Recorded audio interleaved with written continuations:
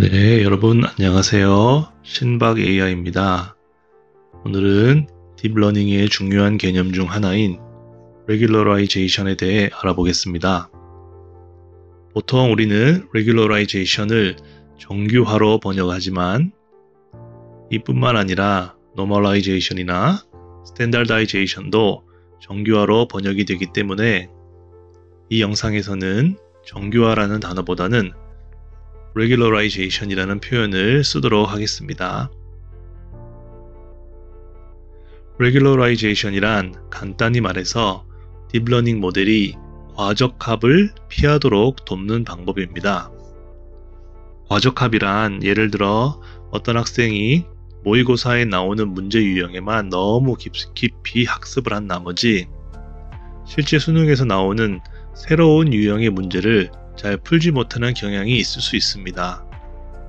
이와 같이 과적합은 딥러닝 모델이 학습 데이터에 너무 정확하게 맞춰져 있어서 새로운 데이터에 대한 예측 성능이 오히려 떨어지는 현상을 말합니다.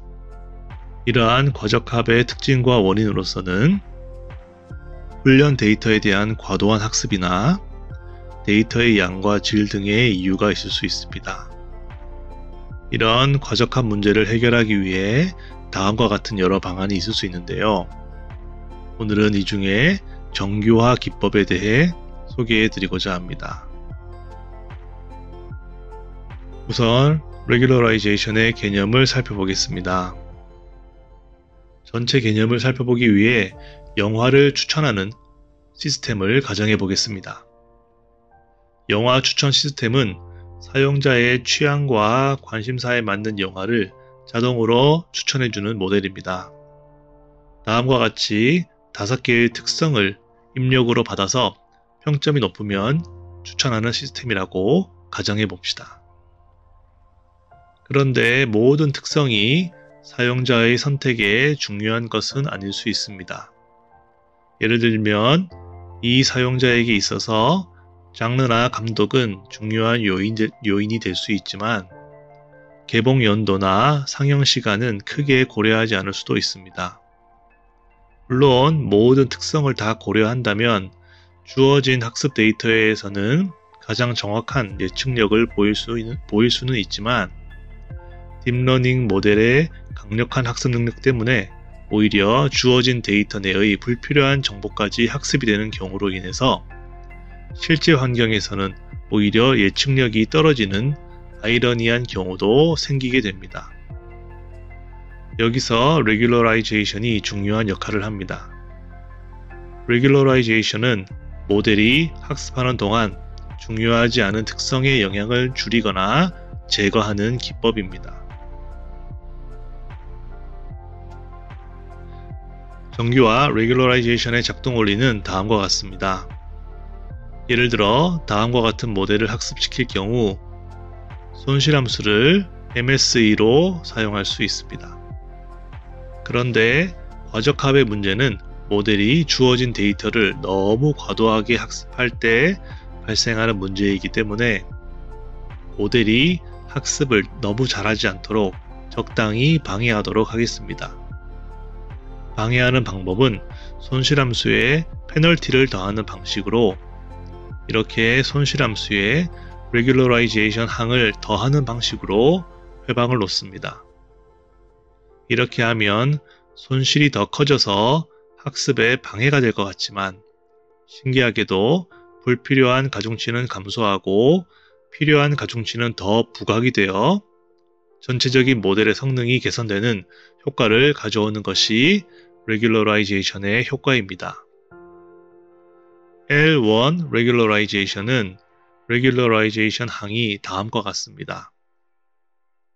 공식만 봐서는 어려워 보이지만 사실 하나도 어려운 것이 아닙니다.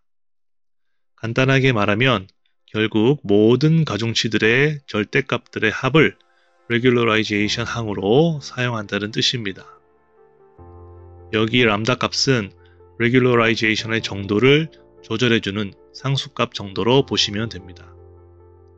그러면 모든 가중치들의 절대값들의 합을 더하는 것이 어떻게 과적합을 방지하고 모델의 성능을 계산할 수 있다는 말일까요? 구체적인 수학식을 들여다보기 전에 직관적인 아이디어를 가져보았으면 합니다. 손실 함수라는 것은 결국 손실이 최소가 되는 것이 학습의 목표입니다. 그러므로 결국 모든 항들이 다 최소가 되면 손실이 최소가 될 것 같은데요. 그러면 가중치들이 다 0으로 수렴하게 되면 손실이 최소가 된다는 뜻일까요? 그렇지 않습니다. 이렇게 가중치들이 무작정 다 0으로 되어버리면 신경망 아웃풋은 0이 되어 오히려 MS의 손실은 증가할 수가 있습니다. 그러므로 가중치 절대값 합을 줄여나가되 MS의 손실도 최소가 되는 그 밸런스가 되는 가중치들을 찾아가는 것이 레귤러라이제이션의 과정이라고 할 수 있습니다. 자, 그러면 이제 수식을 통해 L1 레귤러라이제이션의 과정을 살펴보겠습니다. 설명을 간단하게 하기 위해 1차 함수 형태의 선형학습 모델을 가정해 봅시다. 그러면 L1은 다음과 같이 바꿀 수 있습니다. 그리고 MSE는 y-y의 제곱이기 때문에 이렇게 전개할 수가 있습니다. 자, 그리고 손실함수를 최소로 하기 위한 방법은 역시 경사하강법입니다. 그러면 del L1, del W를 구하기 위해 다음과 같이 편미분을 하면 결과는 다음과 같이 전개할 수가 있습니다. 여기서 절대값 W의 함수 그래프는 아래와 같기 때문에 절대값 W의 함수의 미분 그래프는 또한 다음과 같습니다. 여기 나오는 이 녹색 함수가 미분 함수의 그래프입니다. 그리하여 del L1, del W를 정리하면 다음과 같이 됩니다. 복잡한 EX 곱하기 WX 더하기 B-Y 부분을 대문자 A로 치환하면 결국 새로운 가중치 W*는 다음과 같이 정리를 할 수가 있습니다. 좀 더 직관적으로 이해하기 쉽도록 부호를 안으로 넣도록 하겠습니다. 자, 그러면 이 식을 다음과 같이 해석할 수가 있습니다. 가중치가 양수일 경우 새로운 가중치 W*는 람다에 비례하여 작아지게 되고 마찬가지로 가중치가 음수일 경우 새로운 가중치 W*는 람다에 비례하여 커지게 됩니다. 이런 식으로 양의 가중치는 값을 줄이고 음의 가중치는 값을 키우면 학습이 지속될수록 가중치들은 0에 아주 가깝게 근접하려는 압력을 받게 됩니다. 그러면 처음부터 값이 작았던 가중치들은 일정한 크기만큼 사라지게 되면 이와 같이 0에 거의 근접하는 가중치들이 나오기 시작하며 이런 과정들을 통해서 아웃풋에 영향을 끼치지 않는 작은 가중치들은 제거해가는 과정이 학습 중에 발생하게 됩니다. 이러한 레귤러라이제이션 과정을 L1 레귤러라이제이션이라고 부릅니다. 자, 그러면 L2 레귤러라이제이션은 무엇일까요? L1을 이해하셨다면 L2는 크게 어렵지 않습니다. L2는 레귤러라이제이션 항이 다음과 같이 제곱으로 바뀝니다. 가중치의 절대값에서 제곱으로 바뀌고 그래서 미분값이 이렇게 2λW로 바뀌게 됩니다. L1의 경우와 마찬가지로 2x w 곱하기 x 더하기 b-y를 a로 치환을 하면 새로운 가중치 W*는 다음과 같이 정리할 수 있습니다. L1의 경우와 마찬가지로 가중치가 양수인 경우에는 경사강법에 있는 음수와 곱해져서 새로운 가중치 W*는 크기가 줄어들고 반대로 가중치가 음수인 경우에는 경사강법에 있는 음수와 곱해져서 새로운 가중치 W*는 크기가 커지게 됩니다. 그러나 결국 L1과 마찬가지로 음수인 가중치는 커져서 0에 근접하게 되고 양수인 가중치는 작아져서 결국 0에 근접하게 됩니다. 하지만 L2는 가중치의 크기 W를 고려하여 변화하기 때문에 L1에 비해 좀 더 부드러운 regularization 되는 특성이 있습니다.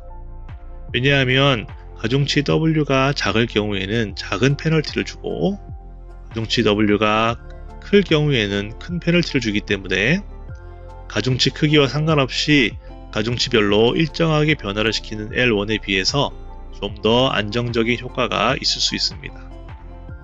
하지만 L1 regularization은 불필요한 가중치는 0으로 만들어버리는 경향성이 있기 때문에 차원 축소 같은 효율적인 모델을 구현하는 데 사용되기도 합니다. 오늘은 모델의 과적합 문제를 해결하는 여러 방안 중 하나인 L1, L2 regularization에 대해서 알아보았습니다. regularization은 학습 과정 중에 모델의 학습에 방해가 되는 페널티 항을 추가하므로 오히려 모델이 과적합 문제를 해결하고 실제 환경에서 더 예측력이 높은 모델이 되어 간다는 다소 우리의 직관에 반하는 그런 개념이라 할 수 있겠습니다. 하지만 생각해보면 공부와 학습 환경에만 최적화되어 있는 독서실보다는 때로는 카페같이 노이즈가 많고 방해 자극이 많은 곳에서 오히려 학습 능률이 오를 때도 있는 것처럼 방해라고 해서 다 나쁜 것만은 아니며 나에게 도움이 되는 방해도 있을 수 있다는 생각을 하게 됩니다. 영상 끝까지 시청해주셔서 감사합니다. 다음에도 흥미로운 주제로 찾아뵙겠습니다. 그럼 다음 시간에 또 만나요. 감사합니다. 좋은 하루 되세요.